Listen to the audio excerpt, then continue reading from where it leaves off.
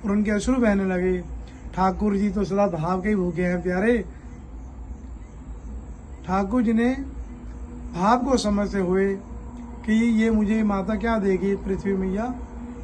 तो ठाकुर जी ने कहा तुम्हारे पास जो कंकड़ मिट्टी इत्यादि है इन्हीं का मैं भोग लगाऊंगा, इन्हीं को पालूंगा मैं। तो ठाकुर जी ने तुरंत मट्टी खाई और मुंह में डाल ली, मट्टी उठाई और मुंह में डाल ली, मट्टी खाने लगे। मट्टी खाते खाते जब गोपियों ने देखा कि लाला तो माटी खा रहा है, अरे यशोदा मैया तेरा लाला तो माटी खा रहा है।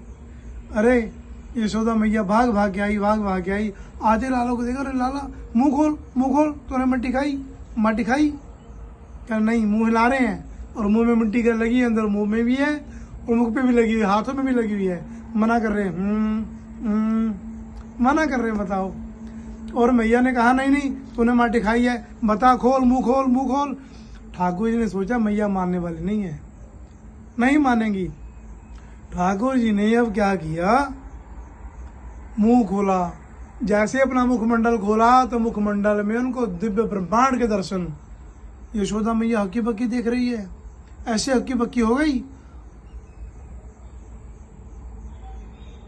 मूर्त बन गई वहीं के वहीं, मूर्त बन के वहीं स्थिर हो गई और परेशान हो गई। ऐसे ये क्या है, मेरे लाला के मुंह में ये सब क्या घूम रहा है?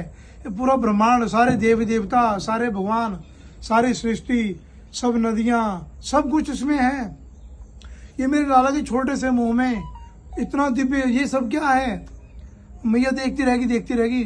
ठाकुर जी ने सोचा कि मैया भैया ज्यादा हैरान हो जाएगी, अब तो मुझे अपना बात स्वरूप प्रकट करना पड़ेगा।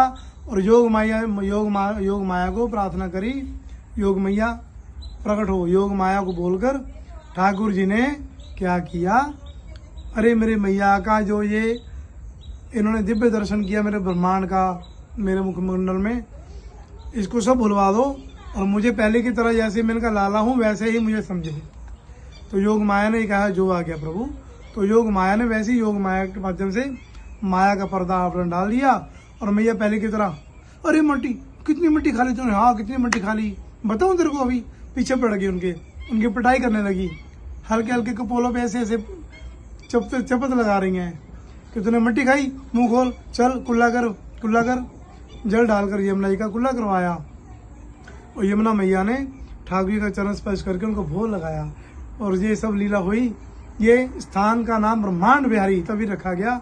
ठाकुर जी का यहाँ स्थापना है, उनका नाम ब्रह्मांड बिहारी है और यहाँ पर स्थान का नाम ब्रह्मांड घाट बन गया।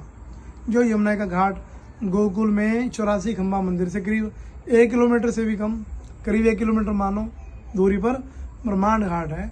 तो यहाँ पर सब आके आज भी यहाँ आते हैं और माटी का प्रसाद मिलता है।